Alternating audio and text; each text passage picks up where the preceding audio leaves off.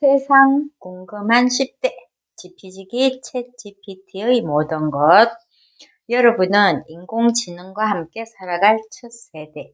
그래서 알아야 한다는 것이지. 미래는 오늘 내딛는 나의 한 걸음에 달려 있으니.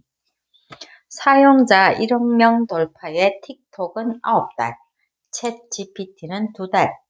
챗GPT는 2022년 11월 30일 출시와 동시에 폭발적인 관심을 모았다는 것이야. 인공지능 기술은 오래전부터 있었지만 과학자나 개발자들이 아닌 평범한 사람들이 인공지능과 적극적으로 상호하게 만든 것은 챗GPT가 처음이라는 것이지. 모든 질문에 거침없이 대답하고 조언도 하고 농담도 건네는 인공지능이 우리 곁에 나타난 것이야. 챗GPT는 인터넷이나 스마트폰처럼 세상을 바꾸리라고 전망한다는데, 대화 상자에 어떤 질문을 하든지 챗GPT는 몇 초 안에 답변을 주르륵 내놓는다는 것이야. 그 비밀은 함수. 함수의 함자는 상자라는 뜻. 함수라는 것은 어떤 것을 집어넣으면, 입력하면 그 상자 안의 식에 따라서 다른 값으로 나오는 출력 관계를 말하는데, 입력을 받았을 때 무엇인가를 출력한다는 구조야. 사람도 함수적 존재를 할 수 있지. 먹고 배설하고, 먹는 것은 입력, 배설하는 건 출력처럼, 호흡하는 것, 자극과 판단의 구조를 가진 정신적 문제와 같은 지능도 일종의 함수라고 하네. 입력, 요걸 듣는 것. 그래서 출력되는 것은 화가 난다는 것이지. 인공지능 역시 입력 값에 따라서 출력 값을 생성하거나 예측하는 시스템. 엄청 복잡하긴 하지만 챗GPT는 인공지능 중에서도 인간이 경험하는 유창하게 말하는 챗봇이라고 할지. 챗봇은 자연어 처리 기술을 활용하여서, 여기서 자연어라는 것은 한국말, 영어 이런 말이야. 자연어 처리 기술을 활용하여서 대화를 가능하게 하는 응용 프로그램. 챗봇은 채팅과 로봇을 합쳐서 만든 단어, 인간의 언어를 인식해서 대답하는 인공지능을 가리키는 것이야. 미리 정해진 규칙을 따라서 특정한 입력에 응답하도록 만들어진 규칙 기반 시스템이야. 그렇지만 챗GPT는 스스로 이야기를 지어낼 수 있는 인간보다 더 인간다운 인공지능이라는 것이지. 챗GPT로 할 수 있는 것. 챗GPT의 GPT는 사전 훈련된 생성 변환기의 약자라고 해. 제너러티브는 답변을 생성한다는 것인데, 기존의 챗봇이 미리 준비된 질문과 대답의 쌍에서 비슷한 질문을 찾아서 대답했다면, 챗GPT는 단어나 문장을 그때그때 확률을 계산해서 생성한다는 것이야. 그리고 P는 프리트레인드, 사전 훈련된다는 말이지. 핵심 언어 모델이 미리 학습을 끝냈다는 뜻이라고 해. T는 트랜스포머. 트랜스포머는 GPT를 가능하게 하는 신경망 언어 모델 이름이라고 해. 챗GPT는 다양한 주제와 분야에 대해서 사용자와 자연스럽게 대화할 수 있고, 사용자의 미래와 관련된 문제나 일상의 다양한 문제에 대해서 조언하기도 하고, 사용자가 원하는 정보도 찾아준다는 것. 사용자의 아이디어를 발전시키고 새로운 아이디어를 제안하기도 한다는데, 친구와 부담 없이 나누는 수준의 대화도 가능하다는 것이야. 글을 쓰고 손빠른 인턴으로 부릴 수도 있다는 것이지. 사용자의 질문에 대한 단순한 답변을 넘어서 다양한 종류의 글을 생성할 수 있다는 것이야. 그래서 이력서, 추천서, 포트폴리오, 예상 면접 질문, 일기, 에세이, 리뷰는 물론 기획서나 금융 보고서, 축사, 송년사 모든 분야에 활용할 수 있다는 것이야. 소설에서 논문까지도 척척이라는데, 전문 작가를 내 곁에 둔 것처럼 사용할 수 있다고 해. 번역은 물론 코딩까지 가능하다는 것.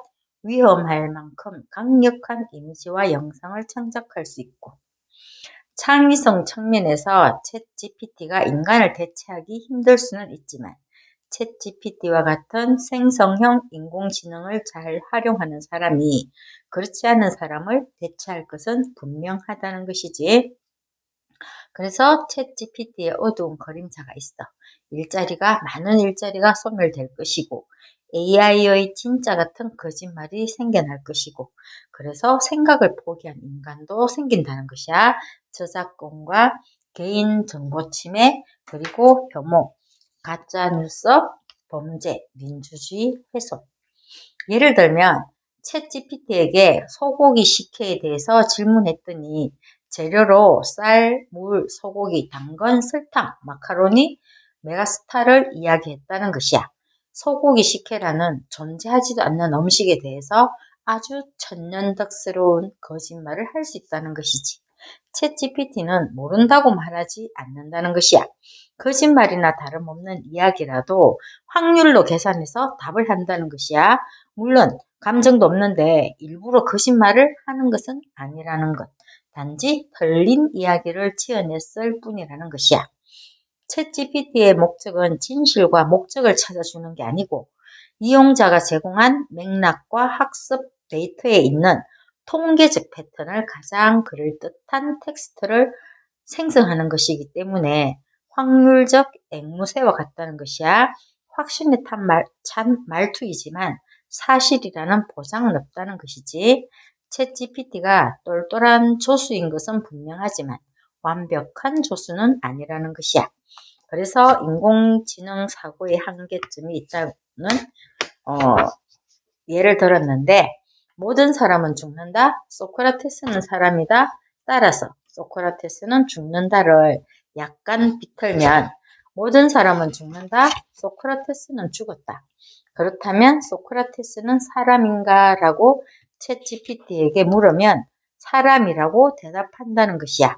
소크라테스가 강아지 이름일 수도 있다는 것이지. 챗GPT는 대량의 텍스트 데이터를 학습한 언어 모델이기 때문에 주어진 입력에 대해서 가장 가능성 있는 출력을 생성한다는 것이야. 그래서 최신 정보에도 약하다는 것이 문제라고 해. 예를 들면 2021년 이전의 학습 데이터를 가지고 있다면 지금 대한민국 대통령이 누구냐고 물으면 문재인이라는 답변이 나온다는 것이야. 또 하나 답이 정해져 있지 않은 윤리적 문제에 대해서는 판단 능력의 한계가 있다는 것이야. 옳고 그름의 경계를 무너뜨리는 챗GPT는 교육과 과학에 끼칠 악영향이 있다는 것이지. 그래서 챗GPT를 사용할 때는 한 권의 책만 읽은 사람처럼 되지 않도록 주의하라고 하네. 한 권의 책만 읽은 사람이 가장 위험한 사람이라고 강조하고 있어.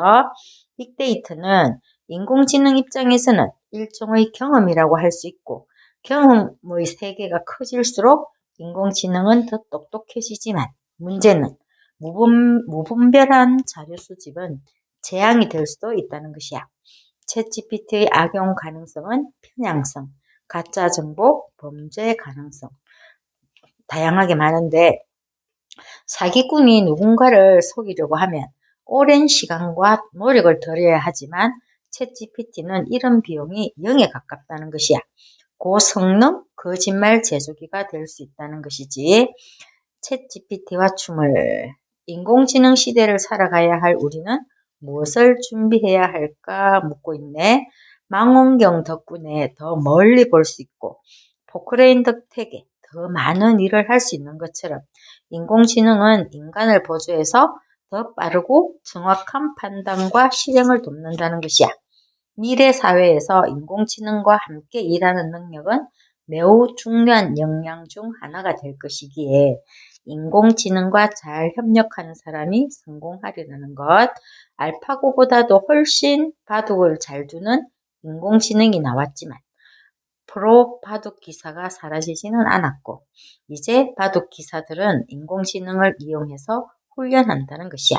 사라지는 직업이 있고 살아남는 직업이 있고 또 생겨나는 직업도 있으니까 결국은 교육이 중요하다는 것이야. 혼자서 질문하고 대답을 하면 사색한다고 하지. 둘이서 질문하고 대답을 하면 대화, 여러 명이 모여서 질문하고 대답하는 토의가 있는데 인공지능 시대의 또 다른 질문과 대답의 방식이 있다는 것이야. 인간이 질문하고 인공지능이 대답하는 방식. 이 시대의 특징은 인간이 질문만 한다는 것이야. 그래서 중요한 것이 질문이라는 것이야. 인공지능이 최상의 결과물을 낼 수 있도록 구체적이고 명확한 질문이 필요하다는 것이야. 대충 입력된 질문에는 대충 출력되는 답변이 있다는 것이지. 답보다 질문이 더 중요해진 세상에서. 그래서 좋은 질문은 첫 번째로 구체적일 것이라고 말하고 있어. 예를 들면 방학을 어떻게 보낼까 하고 물으면 뻔한 답이 나온다고 해. 그렇지만 나는 15살이고 중학생이고 남학생이고 운동과 게임을 좋아해. 수학을 조금 싫어하지. 방학을 어떻게 보낼까 하면 구체적인 맥락과 예시가 있다면 답이 확실하게 달라진다는 것이야. 역할 지정의 질문도 있어. 서울에 대한 설명이라도 역사적 입장에서 보는 서울, 그리고 관광적 입장이 다르듯이 좋은 답을 얻기 위해서는 마법의 표현이 있다고 하지. 그것이 무엇이냐? 차근차근 단계적이라는 것이라고 해. 생성형 인공지능 시대에 인간에게 가장 필요한 능력은 인공지능이 알맞은 정보를 생성할 수 있도록 똑똑하게 질문하고 인공지능의 답변에서 올바른 정보를 판단하고 선택하는 능력이 필요하다는 것이야. 이 두 가지를 꼭 명심하라고 하네. 가장 경계해야 할 것은 인공지능의 답을 아무렇지도 않게 믿어버리는 순진한 태도라고 해. 챗GPT에 기반한 맞춤형 교육의 미래가 우리에게 제시하는 가능성과 도전에 대해서 챗GPT가 제공하는 정보에 나 자신의 판단과 의견을 가지고 비판적으로 생각하고 분석하는 능력을 키워야 한다는 것이야. 챗GPT가 인간의 창의력과 지적 능력을 대체하거나 압도하지 않도록 인간과 인공지능의 협업과 조화를 추구하기를 바란다는 것이야. 한 가지 더 추가한다면 생각하는 기계의 이름은 인공지능. 1956년 다트머스 대학교에 모인 과학자들이 정했다고 하네. 인공지능의 역사가 꽤 길지? 그리고 모라백의 역설이라는 게 있네. 인간에게 쉬운 것이 기계에게는 어렵고 인간에게 어려운 것이 기계에는 쉽다는 것이 모라백의 역설이라고 해. 챗GPT의 시대에 기본적인 거는 알고 살아가야겠지? 여기까지야. 안녕.